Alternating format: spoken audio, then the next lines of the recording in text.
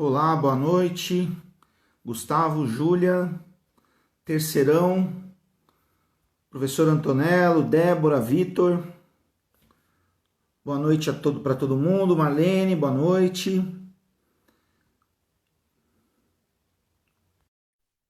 Professor Antonello está chegando. Gabriel, boa noite. Kailane também, boa noite. Chegando aí. Vou pedir para vocês. Tem um aviãozinho aí embaixo para vocês avisarem aí as pessoas que você acha que pode ter interesse nesse nosso assunto de hoje, né? O mestre Antonello, ele chegou, deve ter tido algum problema, saiu, mas deve estar vindo de novo já.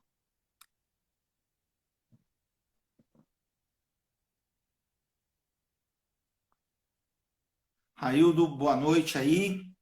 Então, pessoal, aproveita, tem um aviãozinho aí, avisem as pessoas que... William, boa noite também. Que você acha que vão achar esse tema interessante. Tema da nossa live de hoje, eu sou o professor Jordi. O tema da nossa live de hoje é Entendendo o Enem. Professor Antonello, olá, professor. Estou aguardando o seu pedido para participar aqui da nossa live.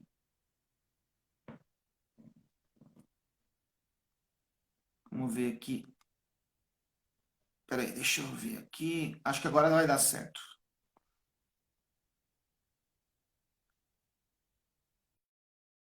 O professor Antonello está chegando aí. Então, para quem ainda não segue, vou convidar vocês para seguirem o meu canal, @didatique, que você está vendo aí, tá? Ué, por que o professor Alexandre não está aparecendo aqui? Fala, grande William. Agora sim. Agora sim, boa noite, Jordi. Tudo bom, professor Antonello? Tudo bem, e você? Prazer estar falando aqui no seu canal Didatique. Então, né, eu acho que é sempre importante. Eu tenho acompanhado os outros professores que falam um pouquinho do professor Antonello, a Marlene. Já vou falar, Marlene, espera só um pouquinho. Eu tenho acompanhado os outros professores, eu fiquei muito encantado com o professor Rubens e com o professor de Geografia. A história do professor de Geografia, que ele e a esposa viajaram pela África, eu achei fantástico, achei muito legal mesmo. Sim, foi mesmo. Mas pode me apresentar aqui para... Você se apresentando aí para quem não te conhece. Olha, na verdade, eu fiz engenharia, depois eu fiz matemática, eu fiz pedagogia, acabei fazendo uma especialização em estrutura da matéria e física nuclear na Unesp. E, assim, eu sempre me interessei muito em como aprovar o aluno no vestibular. Então, e aí eu passei a estudar as provas, no caso da FUVEST, que era o nosso principal vestibular, vamos assim dizer. Aí a Unesp veio ganhando força, a Unicamp. Depois eu fiz mestrado na área de currículo, falando sobre o que os vestibulares... eu fiz uma análise entre os documentos oficiais e os manuais dos vestibulares da USP, Unesp e Unicamp. E quem acaba vencendo a parada acaba sendo o vestibular.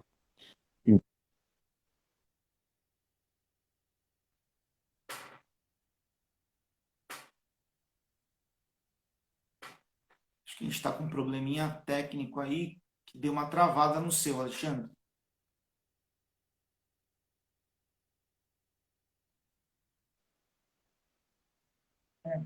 Caiu, mas você voltou. Você falou que Então, quem saiu vencendo foi o vestibular. A partir daí então tá. nos documentos oficiais, realmente não tem jeito. O que está no manual do vestibular acaba sendo... acaba determinando o currículo do ensino médio. Então, se está escrito lá, o professor tem que acabar ensinando. Então, eu fiz o mestrado, acabei defendendo isso. E eu faço parte de 2 grupos de estudo hoje. Um do GPAV, que fala sobre avaliação educacional, que é do professor Ocimar, e hoje eu também estou num grupo de pensamento computacional, ligado ao pessoal da USP também, e é o professor Leônidas Brandão e a professora Ana Rosa. Então, eu tenho estudado muito, e o Enem, eu comecei a estudá-lo a partir de 2006, que as escolas recebiam os manuais do INEP. Sim.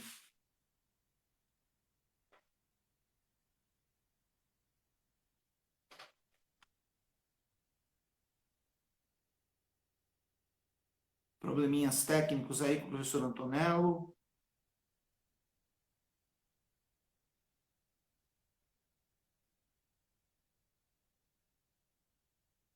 Acho que ele deve estar voltando já.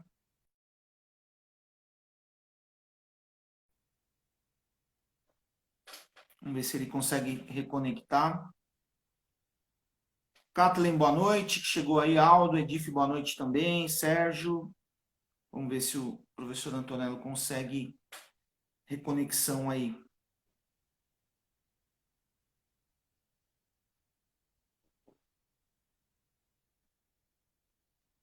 Coloquei ele aqui, vamos ver se ele consegue se conectar novamente.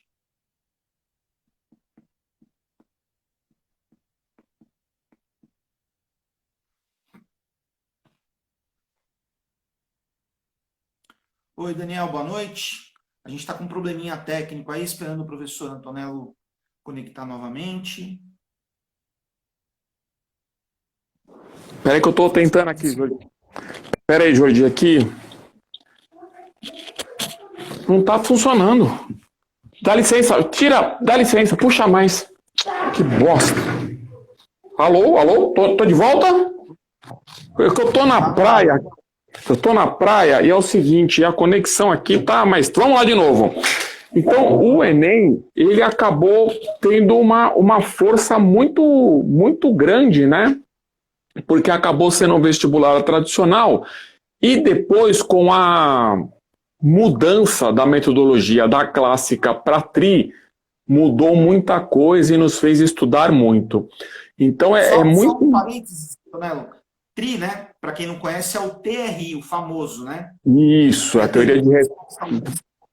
E assim, então o que acontece? A teoria de resposta ao item vem nos ensinar muita coisa, porque nós estávamos acostumados a somente assim, cada questão vale um ponto, como é na Unesp, na Unicamp, na FUVEST, e depois isso mudou. Com a TRI, você...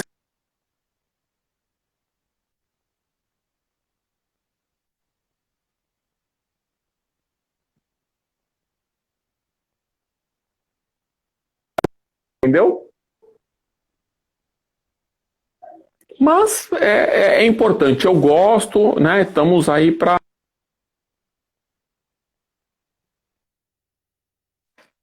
A TRI são os novos tempos, né? Então, gostemos ou não, a gente tem que se adequar aí à TRI. O professor Antonello continua com problemas aí de conexão, ao Caio chegando. Deu uma travadinha de novo. Deu, tá complicado. Você está no Wi-Fi ou está no 4G? Não, eu tô com aquele aparelho Vivo Box, né? E a gente tá no... Mas agora à noite que tá ruim, porque tava tudo tão bem, mano. Pô, vai atrapalhar a live. Não, pelo amor de Deus, vamos lá. Tem mais alguém usando internet aí na sua casa, não? Não, eu vou... Aqui talvez tenha só meu filho usando, mas eu vou desligar tudo aqui para ficar só... Vou desligar tudo aqui para ficar só no... Depois eu peço desculpa para cortar o barato dele aí do... Não, a gente já tô aqui tirando, já tirei, pronto, só tá aqui, já vai tirando as coisas. Então, ó, eu queria, Antonello, se você puder falar um pouquinho, então, da importância do Enem em geral, né? Assim, para os alunos, né? O que você diria a respeito? Olha, hoje a prova do Enem, ela é uma prova que ela é de extrema importância. ela é uma prova hoje que ela é para mim, independentemente se a escola, olha, eu sou contra ranking de escola, eu estou longe disso. Se eu fosse aluno hoje atual, eu estivesse na terceira série do ensino médio, eu prestaria o Enem porque ele vai ser como uma certificação do quanto eu me dediquei, do como eu estou, ou do quanto eu terminei a minha educação básica. Porque é uma prova hoje, é um fechamento, isso. Você falou muito bem. É um fechamento da educação básica. E aí você vai ingressar para o ensino superior, entendeu? Sim. Eu prestaria a prova, por quê? Porque o Enem abre muitas portas. Um exemplo disso o Mackenzie hoje, que você tem a mudança do Mackenzie agora no meio do ano. 70% das vagas do vestibular do Mackenzie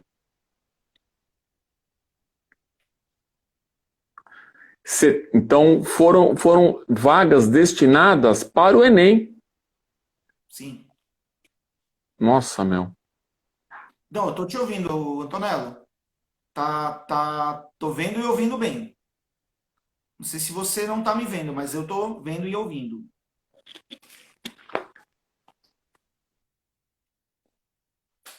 Isabelle, boa noite. Pessoal, essa era das lives, estamos sujeitos aí a problemas técnicos. Vamos ver se a gente consegue resolver aí para continuar o nosso assunto aí tão interessante de hoje, do Enem. Deixa eu mandar um tchauzinho aqui para a Isa que chegou.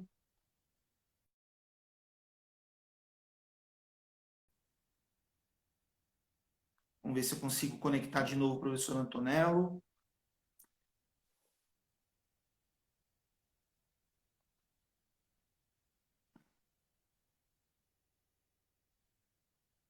Tchauzinho para a Simone também, que acabou de chegar. Vamos ver se o professor Antonello conseguiu reconexão aqui.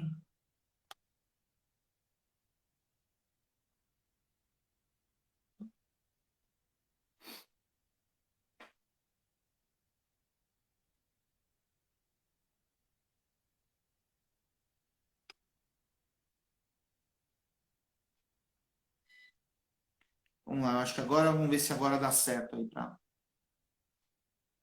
Ó, o Léo aí, vou mandar um tchauzinho pro Léo. Voltei. Voltou, Antonello. Tô pedindo desculpa ao pessoal que está assistindo, mas eu não sei o que está acontecendo, mas vamos lá. Essas coisas acontecem. Qualquer coisa a gente marca para outro dia, se vê que tá complicado aí, mas vamos tentar. Vamos lá de novo. Então, uma coisa que eu acabei de falar é assim, vamos ver o seguinte, o Mackenzie mudou totalmente a forma de ingresso. 70% das vagas do Mackenzie foram através das provas do Enem, 2019, 2018, 2017. E o aluno que não prestou o Enem nesse período, como que fica? Sim. Aí ele vai ficar só com 30%, aí é dividido 15% para cada modalidade, e aí fica ruim. Ou seja, o aluno ele não pode entrar no discurso que o Enem não é importante. Ele se houve um tempo que isso era verdade, esse tempo já passou há muito tempo, né?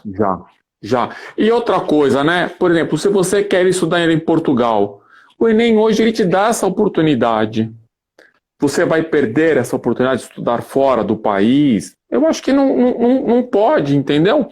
Você tem que prestar todos os exames, olhando para frente assim, qual é a oportunidade que ele vai te dar, qual é a oportunidade que ele vai te abrir portas, e você não tem que ficar restrito esse ou aquele vestibular somente, porque você tem que estar sempre olhando mais distante, conversando com as pessoas e não ficar preocupado com o ranking. Ah, minha escola é a primeira. Não, não é isso. É você. Você tem que ir lá e fazer um bom papel. Como eu aprendi muitos anos atrás, quando eu fazia cursinho. E foi um professor que eu gostava muito, que era o Nicolau, né, que ele dava aula de física. Ele falava assim: quando vocês ingressarem no ensino, quando vocês passarem pelo vestibular, vai ser a primeira conquista sua. Você que foi lá, fez a prova, né? Ou seja, os nossos pais investiram, fizeram, nos ajudaram, pagaram o cursinho e tal, mas você foi lá, se dedicou, o tempo que você estudou. Então isso é muito importante. E o aluno, ele não tem que ficar na neura do coordenador, não. Vai lá e faça a prova bem feita. É muito importante isso. Acima de qualquer outra coisa, né? Sim, sim, sim. Eu concordo com você. É parte do histórico dele, né? Parte da história escolar dele, o Enem, né? Então, tem que fazer realmente por ele, né? Sim, é o que eu penso. Vai lá e faça o seu melhor, né? Independentemente do que falam. Não fica. Fala, hoje, é que nem eu estava escutando esses negócios de notícia, né? Falam muita besteira. Vai lá e faz a sua parte bem feita. Eu acho que é muito importante. Se pensasse assim, sobretudo, né? Fazer a nossa parte, o mundo teria bem menos problemas, né, Antonella? Eu acho também, cada um fazendo a sua parte, né? E aí, eu acho que seria bem melhor. Legal. Eu queria te perguntar agora se você pode falar um pouquinho sobre as partes do Enem. A gente pode dividir em 5 partes, né? Recentemente, né, não é tanto tempo assim que teve a mudança. Antes você tinha a prova no sábado e no domingo seguinte, né? Sim. E de alguns anos para cá, eu vou chutar em uns 3 anos que deve ter tido essa mudança. Eu acho que uns 3, acho que foi 2017, 2018 e esse ano 2019. Isso, que esse ano. Isso. E agora nós temos domingos. Aliás, na semana retrasada, finalmente divulgaram a data do Enem, da edição 2019 do Enem. Desculpa, 2020. Opa, essa pandemia está fazendo um aqui. E agora nós temos, no primeiro dia, um dia que você tem aí linguagens e códigos, você tem ciências humanas e redação. 5h30, professor, é isso? 5h30. 5h30.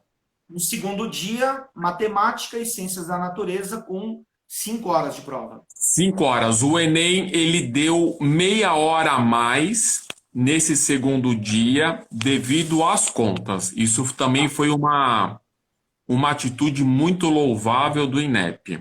Concordo também. Você poderia falar um pouquinho sobre cada uma das partes do Enem, Antonella? Então, vamos falar do primeiro dia. A prova do primeiro dia é chamada como a prova da Humanas, porque ela tem a redação, códigos e linguagem, aí o aluno faz opção entre espanhol ou inglês, e depois ele faz 40 questões de língua portuguesa, depois 45 questões de ciências humanas, que aí você tem filosofia, sociologia, história e geografia. Dentro da área de códigos e linguagem, ano sim, ano não, tem questões ligadas à arte ou à educação física. Então, então.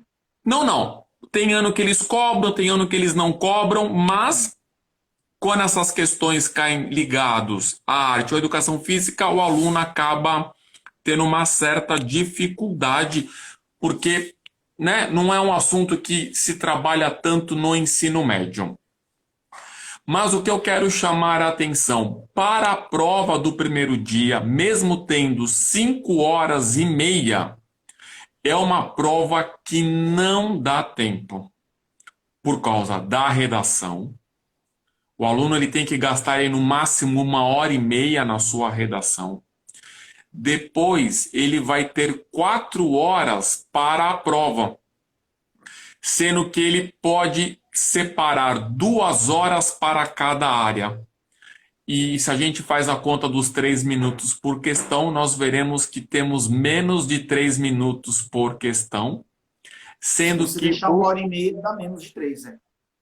certo? Então, entre ler, fazer, passar a limpo, tal, a coisa é apertada. Se você pensar isoladamente em cada uma das provas, redação sendo uma prova, códigos de linguagem uma, ciências humanas outra, são provas muito legais. Mas como colocaram tudo junto, ficou apertado. Tá.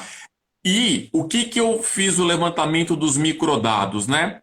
Em ciências humanas, 4 alunos no Brasil gabaritaram. E em códigos e linguagens, 5. E em redação, 53 tiraram nota 1000. Então, o que a mídia fala, redação é difícil, tal, discordo, porque se você somar as duas áreas, eu tenho 9 alunos que gabaritaram e não são os mesmos, sendo que no outro eu tenho 53. Então, acho que redação está mais fácil, não tá? Sim. Dados, né? Contra dados, não tem que ter argumentos, né? E agora, o que que eu vejo? Que a redação, a gente tem falado sempre muito. Os alunos estão com dificuldade na competência 3, que é a estrutura da redação. Se tiver algum professor de língua portuguesa aqui, vai me corrigir, mas falando a grosso modo, eu peço perdão aos professores de língua portuguesa. E a competência 5, falando a grosso modo, é dar a solução para o seu problema na redação. Desfecho, né? O fechamento, o desfecho. É o fechamento lá na redação. Então, por favor, caprichem, treinem redação. Então, é muito importante isso. Na prova de códigos e linguagem, foi uma prova que demandou muita leitura e cansaço. Na prova de ciências humanas, teve muita leitura e também, sabe aquelas sacadas que você vai ver no enunciado, vai buscar dentro das alternativas ali, tudo? Então, aquela coisa que o professor vive falando, né? Não, lê só o finalzinho e vem para a alternativa. Não funciona, tem que ler tudo, tem que ver o comando, tem que pegar a questão. Então, você tem que ter uma leitura precisa, rápida e certeira. E essa prova, ela é bem cansativa, mas um detalhe. Os alunos, nesse primeiro dia, estão indo bem.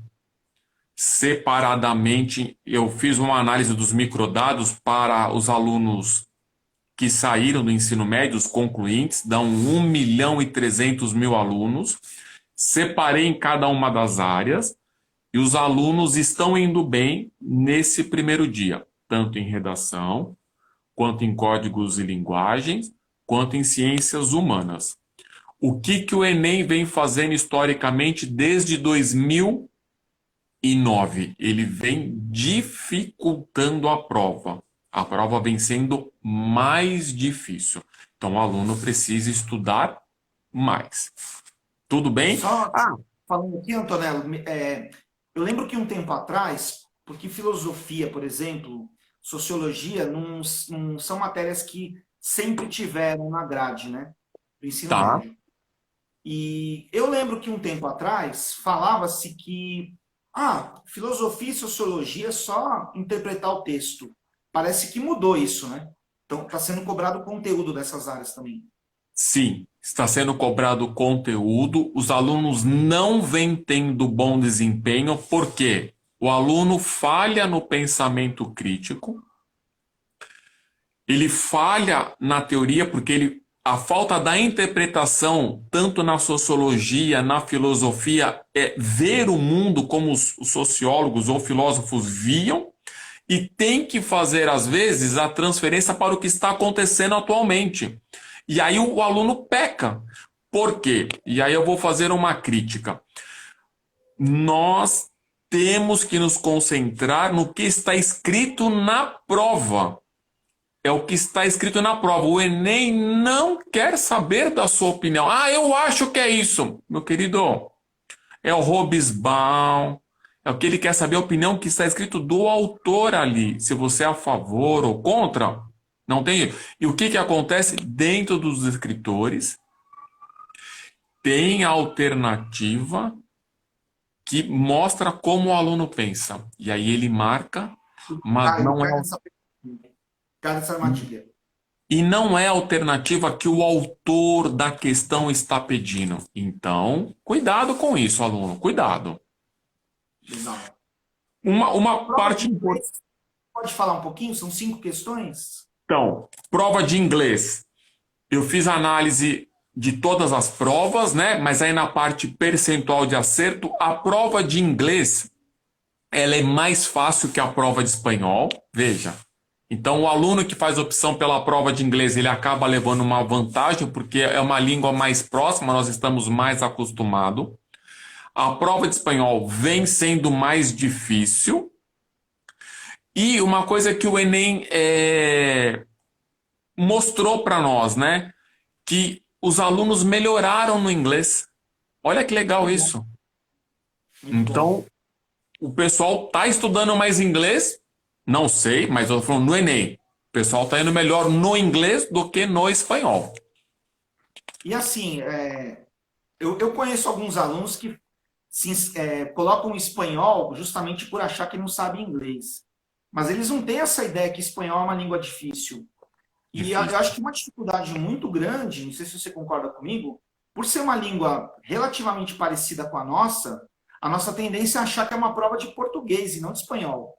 E aí começa o portunhol, que não é o que é medido na prova, né? Pero que Não. sim, pero que não. Não vai rolar. Não vai. E aí o aluno acaba se dando mal, porque a prova acaba tendo determinados termos que nós não estamos acostumados. Diferente no inglês, que você assiste um filme, uma música, você tem mais contato. Sim. E você acaba tendo uma facilidade maior. E os alunos estão se dando mal no espanhol. Então, o que eu sempre falo? Inglês. Entre o espanhol e o inglês, vá de inglês. Eu quero só falar uma coisinha para o pessoal aí da parte de ciências humanas. Filosofia moderna é um tema que está caindo muito, está muito exigido. Está lá em cima o assunto, mais do que antiga. E o pessoal, na parte de sociologia, o tema que tem caído muito, o que mais cai é poder, Estado e política. Depois você tem diversidade cultural e estratificação social. E aí eu queria pedir um favor. Muitas questões da sociologia estão ligadas à história e isso também aparece na prova da Unesp e também um pouquinho na prova da Unicamp. Então é importante o aluno estar ligado nessa parte aí, entendeu? Sociologia hoje está muito presente na prova da Unesp, que tem um viés na história e na história e na geografia, e no Enem também faz o mesmo esquema. Tá. A prova de português, o que tem? Tô vendo que entrou uma professora de português, a Tânia. Oi, Tânia. O que você poderia falar da prova de português em relação à distribuição de assuntos? A prova de língua portuguesa, ela está muito forte na parte de interpretação, vem com depois a parte de literatura, mas aí são trechos de obras que o aluno tem que fazer a relação, né? Depois... Então é importante leitura também das obras. Sim. Não, na verdade, o Enem não pede a obra, mas o que lhe acontece? Ele pede as escolas literárias com o viés da obra. Então você tem que ter uma interpretação, um conhecimento dos clássicos, vamos assim dizer, e você tem que ter essa relação da obra com a escola literária, com a interpretação, entendeu? Então, aí você tem a literatura Mas veja, quando a gente coloca isso daqui é mais de forma pedagógica, por favor, né? E aí você tem teoria da comunicação e veja, tem gramática na prova do Enem. Então o aluno acha que não tem gramática? Tem gramática sim. Então é importante ter aquela gramática aplicada, tal. Não era que nem na época que nós pensávamos vestibular, né? Complete com SS, CH, Z. Não, não é isso. Mas é uma prova que tem a gramática, os pronomes, essa parte. E depois você tem a estilística, que é muito a parte da figura de linguagem. Então, é realmente uma prova exigente e é uma prova que os alunos não vêm conseguindo ter bom desempenho. Eles estão perdendo fôlego por causa da extensão da prova, né? Por causa do todo que nós falamos no início. Tem a redação, ciências humanas e a literatura. O aluno tem que treinar para esse dia, Jordi. Tem que treinar mesmo. Tem que fazer muito simulado. Tá. Simulado, você acha que uma das melhores formas de preparação, então? Eu acho, mas não adianta o aluno fazer o simulado e ele simplesmente... Largar, né? Isso, das 90 acertei 70, joga no fundo da mochila, joga fora. Não, pô, errei essas 20. O que que eu errei? Professor, que nem a professora Tânia aqui, né? Professora Tânia, eu errei essa questão aqui, eu marquei a B, mas a correta é a D. O que que tá... Batalhar em cima das 20, né? Mas poucos alunos fazem isso, Jordi, poucos. Ainda a gente continua naquela. Fiz as 90, acertei 70, acertei 50. Tá bom, joga no fundo da mochila, joga fora. Então, mas o simular, na verdade, eu até vou um passo antes, né? A prova é um instrumento pedagógico. Isso deve ser feito, na verdade, desde as provas do colégio, né?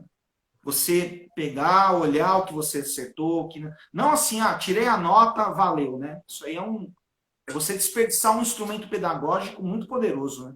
Sim, e eu queria pedir um favor. No Instagram tem um pessoal, eu sigo um pessoal de aviação que fala assim, a aula, o cara põe um painelzinho de um monomotor. E aí quando fala a prova, ele dá um painel, sei lá que avião, é um gigante, meu. Pô, não é. O professor, ele tem que alinhar a aula. A prova do professor eu chamo de avaliação interna, que é a nossa foto todo dia ali, né?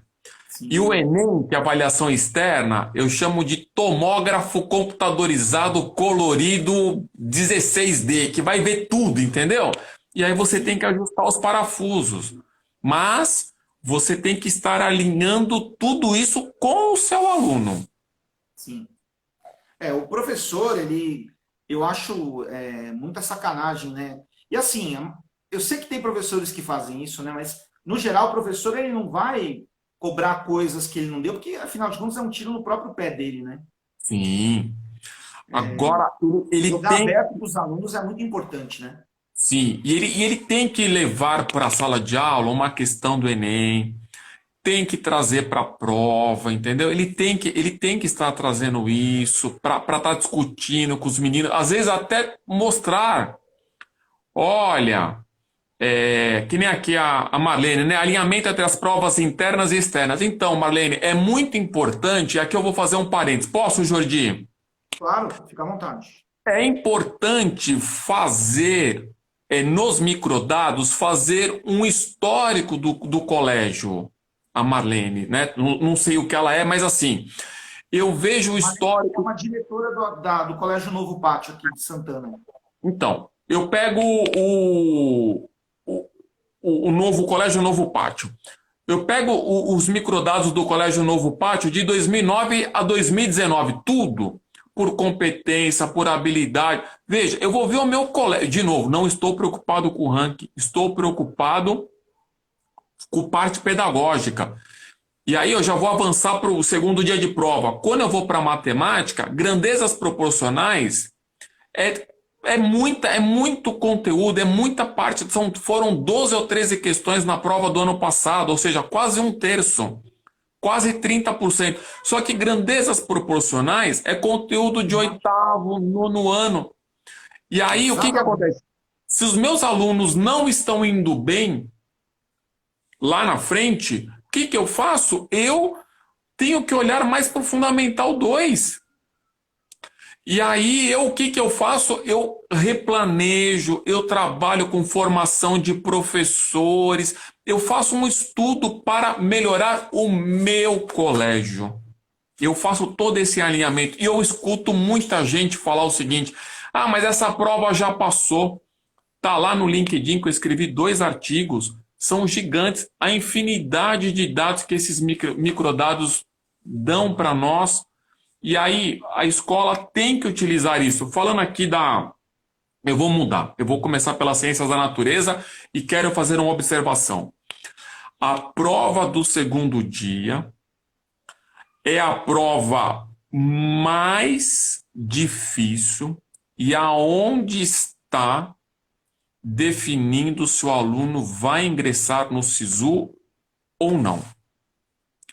E aí, o que que acontece? Na biologia, eu tenho ecologia, que é a matéria que mais cai, citologia, fisiologia animal e humana, genética e reino vegetal e fungos. Quando o Enem cobra ecologia, a FUVEST passa a cobrar, a Unesp passa a cobrar, a Unicamp passa a cobrar, o Mackenzie passa a cobrar ecologia. Olha que coisa. O Enem determina outros fatores nos outros vestibulares pelo país. A gente pega a física, que é a sua área, e você é um cara feroz nessa área. Você pega a física, a mecânica, aí você tem eletricidade, ondulatória e termologia. Aí você vem para a química, físico-química, atomística, depois eu quero fazer um parênteses, orgânica e geral. Atomística, se você pegar nas provas do Enem de 2009 a 2013, não caía. O Enem começou a colocar, viu que o pessoal não estava indo bem, continua colocando. O que que nós tivemos que fazer? Tivemos que dar melhor essa matéria. Aí o que que a FUVEST faz? Atomística. O que que a Unicamp faz? Atomística. O que que a Unesp faz? Atomística. O que que o Mackenzie faz? Atomística. Então, os caras estão vendo o que que a gente está com dificuldade, né? Então, é muito importante olharmos o Enem e o todo. É uma prova hoje que ela manda no país pedagogicamente. Olha lá, o professor aqui, Calçada, estrutura da matéria... Professor de química. Aí, ó. Então, ó, vai até forças intermoleculares, o aluno sofre. Professor Calçada, muito obrigado. E é verdade, é a matéria da primeira série, os alunos acabam esquecendo, não é isso?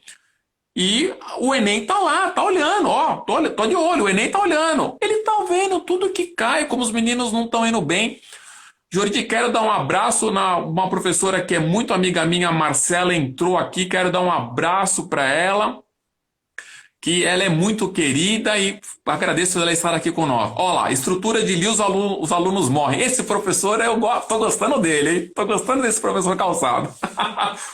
Então, veja, o que nós estamos falando é o seguinte: vamos estudar a prova do Enem com carinho, vamos formar os professores, vamos trazer para o nosso... Vamos trazer... Veja, na formação de professores, eu não estou falando disso ou aquilo, eu estou falando de dado. Isso, aquilo, tal, não sei o que, tará. E aí a gente trabalha com os professores. De novo, estou falando de formação e não estou falando de ranking. Vamos fazer o nosso trabalho, vamos fazer a nossa grama ficar verde. Se a do vizinho está mais verde ou menos verde, não me interessa, eu vou olhar a minha grama. E aí é importante. E aí eu vou falar da matemática. O que mais tem caído? Grandezas proporcionais. Geometria plana, funções, probabilidades e geometria espacial. Então vamos lá. O professor Calçada disse aqui, acho que foi ele, que o problema é fundamental 2. Concordo, professor, também. Se eu fosse escolher uma... Eu falo toda semana para os meus alunos também que a matemática básica é... Assim, duas coisas, né, Antonello? É a interpretação de texto, que você já falou, para português e para todas as outras matérias, e a matemática básica, que ferra a matemática e a química e a física, né? Então, esses dois pilares aí são fundamentais, né? Absolutamente fundamentais. Não tem como. Então, é que eu falo, a gente não pode colocar só na conta do professor de língua portuguesa. Tem que exigir do menino, ó, fala direito, tal, ó, tal. A gente tem que ajudar, porque a interpretação no fundamental, que são hoje 9 anos, nós temos que ajudar esses meninos a chegar melhor. Então, você vê, grandezas proporcionais. O Enem pede isso de graça? Não, Claro que não. veja. Tá pedindo. E os caras, né? Não estão indo bem. Olha, eu fiz um levantamento, Jordi, do estado do Rio Grande do Sul. 36 mil alunos. 22% dos alunos do Rio Grande do Sul é que acertam grandezas proporcionais. Caramba. Vai Então, continuar pedindo, porque está indo esse resultado, eles vão falar. Então, se o pessoal não está percebendo que tem que estudar esse assunto, a gente vai pedir mais, né? então, e aí, o que você falou legal. Agora, de novo, não adianta olhar lá em cima, olha para trás, melhora o seu Fundamental 2, cara. É isso que o Enem tá pedindo e não estão fazendo, mas tudo bem. Geometria plana. Eu me lembro que a minha maior frustração no Fundamental 2 era não acabar o livro de matemática. E geometria estava sempre no final. Fato. Não é? E aí, veja, o Enem continua cobrando geometria plana. E outra coisa que eu quero pedir, eu fui num evento da USP no final do ano passado que eles querem. Foi aquela parte pedagógica que a USP fez, a FUVEST, para mudar os conteúdos pedagógicos. E o presidente da comissão de matemática para o vestibular da FUVEST falou sobre função. Função é um assunto que o aluno tem que saber para ingressar no ensino superior. Qualquer que seja a área. Tem que saber. Leitura de gráfico, tal. Ele tem que saber. Então, função. É a alma da matemática do primeiro ano, né? Primeiro ano Acabou. é função. Tem que saber. Então, tem que saber função, probabilidade. Não preciso nem comentar. E aí você vem com a geometria espacial. Então, eu peguei os 5 tópicos que mais caem na matemática. E detalhe, né, Antonello? A geometria espacial tem muita coisa de geometria plana, né? Que a gente vai ver, o cara não é que ele não sabe calcular o volume, é porque ele não enxergou um triangulinho dentro do sólido lá para fazer o Pitágoras, né? Não é? Aí você fala assim, calcule um tetraedro regular com plano interseccional, tal. Pô, matou o cara, porque aí dá o plano, tal. Que nem você falou, aí tem que fazer um triângulo, uma semelhança, matou o aluno. Não é? E a espacial leva a culpa, sendo que pegou na plana para ele, né? Não é verdade? Muitas vezes a analítica também, né? Aqui não está entre os 5 tópicos mais caros, mas a analítica também tem a plana, né? Ou seja, a analítica leva a fama, mas aí o cara não sabe a plana, não é? Sim, a plana vive em problema, mas ela podia estar mais em problema ainda se não fosse as duas, né? Para levar a culpa de várias coisas da plana, né? Essa foi boa. A plana, as outras levam a fama, mas a geometria plana que está sempre por detrás disso, né? Sempre. É ela que é o... Não é? Ela que é a maldosa. E assim, veja, olha quanto. Veja, eu peguei de cada disciplina 4, 5 tópicos que mais caem. Então, o que eu estou falando aqui? Aluno tem que fazer simulado. Aluno tem que estudar. E uma coisa que eu anotei aqui, porque como eu sou um cara do século passado, eu estava acostumado, né? Eu estava acostumado com a Unesp, Unicamp, FUVEST em novembro. Isso foi durante mais de 20 anos da minha vida. E os caras, esse ano, essa pandemia mudou tudo. Eu tive que anotar no papel porque, eu me perdi. Então vamos lá. A Unicamp é 6 e 7 de janeiro de 2021. A FUVEST é dia 10 de janeiro. E aí vejam, o Enem ficou 17 e 24. Eu estou falando o Enem impresso. Como que era antes da pandemia? Eu fazia o Enem. Se eu estava bem emocionalmente, eu moía com as outras, certo? Agora mudou. Você vai ter que ir bem na Unicamp. Você vai ter que ir bem na FUVEST Para pegar o para, Enem depois. para poder pegar o Enem depois. Ou seja, mudou a estrutura emocional do aluno esse ano. E outra coisa importante. Eu faço Unicamp um dia, morreu o assunto, né? Entreguei. Faço a FUVEST um dia, entreguei, não é? O Enem não. Dia 17 eu faço uma prova e eu preciso ter um tempo para fazer a segunda prova, e aqui eu já estou falando. A prova do segundo dia é a crica. É a prova difícil, onde as pessoas vão mal. Tal. Veja, emocionalmente você tem que estar preparado para isso, aluno. Não Deixa eu te é? fazer uma pergunta, Antonello. Claro. Você poderia falar um pouquinho, que é uma dúvida que acho que muitos alunos têm, né? Se o Enem é uma prova que a gente tem que escolher questões, vai fazendo na ordem. O que você pode falar para a gente a respeito disso? Olha, eu aqui fiz o seguinte. Eu peguei todos os alunos da prova azul, 927 mil alunos. Então, acho que é um número considerável, certo? É um quarto do todo. E eu rodei no Software R a teoria de resposta ao O software item, R, para quem não sabe, é um software de estatística, né? isso, livre e tal, e eu rodei a TRI, mas no modelo Hash, que é o modelo de um parâmetro. O Enem usa o modelo de 3 parâmetros, porque é o seguinte, eu rodei no modelo de um parâmetro, porque eu estou rodando os de 3 parâmetros, mas não acabou ainda. E ele continua rodando, ele já está rodando há mais de 16 horas o meu computador, mas eu rodei o modelo de um parâmetro para ter o B. O que é o B? É o grau de dificuldade da questão. Tá. Eu coloquei numa escala, não fiz transformação, mas só para a gente ter uma ordem de grandeza. Então vamos lá. Se o aluno ele pega a prova azul e ele começa pela questão 136, ele tem uma questão fácil.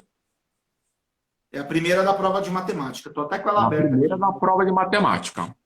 Tá. Quando ele vai para a questão 137, que é uma caixa de papelão tal, é uma questão extremamente difícil. É uma questão que o grau de dificuldade dela vai lá para cima. Aí Já o, tomou emo... uma palavra já. aí o emocional do cara vai a quanto? Vai a zero, né? Ou ele perde muito tempo, e aí a coerência pedagógica falou o quê? Se ele errar, se ele acertar essa questão, mas errar uma fácil, a nota dele cai. Então veja, aí ele pega 138, que é outra difícil. Ele pega a 139, que já é uma mediana, e a 140 é fácil. Só que eu vou fazer ao contrário. Eu vou falar aqui qual seria a ordem que ele teria que fazer a prova. Ele teria que começar pela 144, depois a 149, 136, 140, 167, 143, 153, 151, 147, 139, 154. Tudo fora da ordem, né? Tudo bagunçado. E aí, a questão mais difícil da prova é a questão 168. Está do meio para o final da prova. Ou seja, o cara está no meio da prova fazendo 45 questões só levando bordoada. E é E uma de geometria especial essa que você falou, né? essa 168? Então, Da relação do Euler lá, do V mais F igual a mais 2, que quando que vale, quando que não vale. Então, de novo, aí, se você pega a prova na ordem, das 170 a 180, você tem questões de grau médio para difícil. A prova de matemática, ela é uma prova extensa, cansativa e extremamente exigente. Então, não adianta o aluno falar assim, eu tô mandando bem na FUVEST nas 10. Ótimo. Joinha para ele. Aqui você vai ter só 35 a mais, entendeu? Sim. Acho que individualmente a FUVEST acho que na matemática mais exigente ainda que o Enem, né? Olha, Porque a prova do ano passado na matemática foi melhor. Eles deram uma,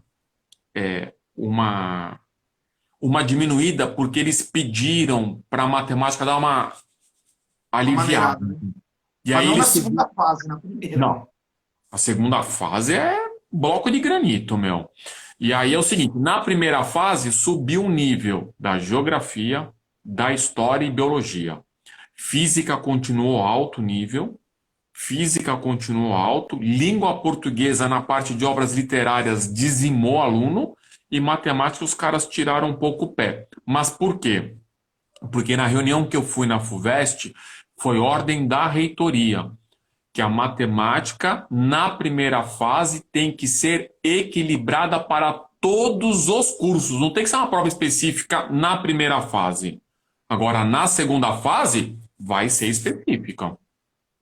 Entendeu? Bem puxado, sabe, inclusive, né?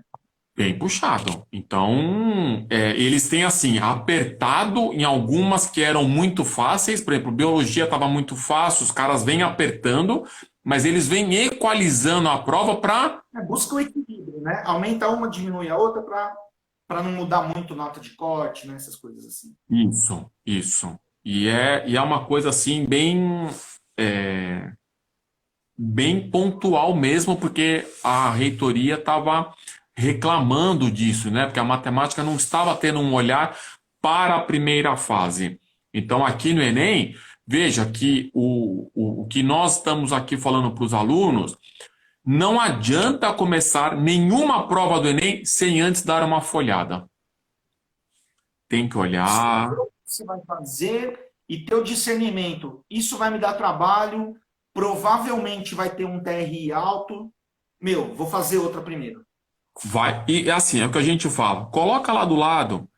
Fácil, médio, difícil. Fácil, médio. Dá uma olhada. Se você continuar fazendo em qualquer coisa, em qualquer uma, tá fazendo muita conta, meu, para e vai garimpar o que tá mais fácil.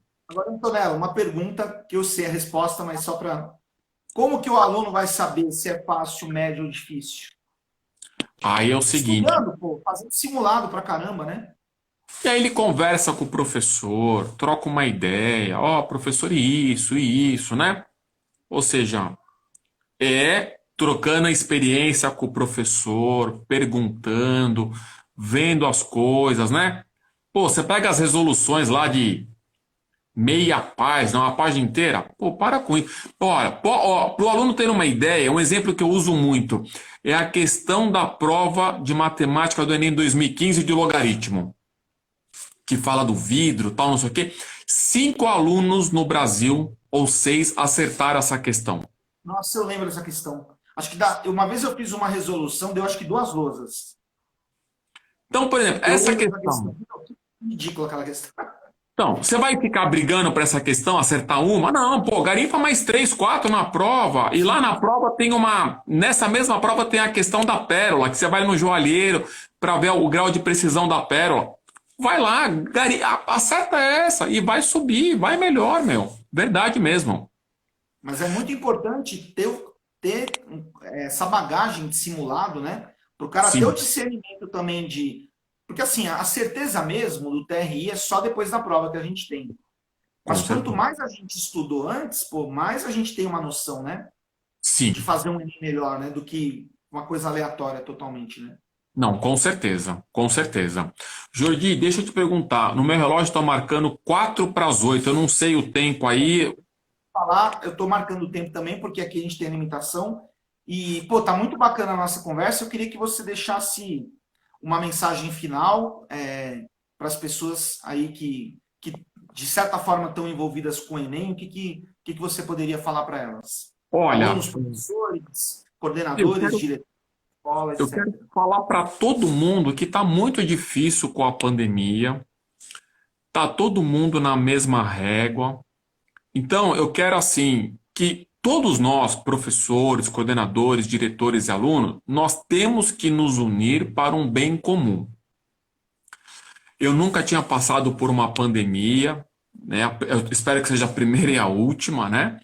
Mas eu gostaria de deixar um recado aqui para o aluno. O aluno, nesse momento, ele tem que aproximar da gente, professor, ele tem que escutar.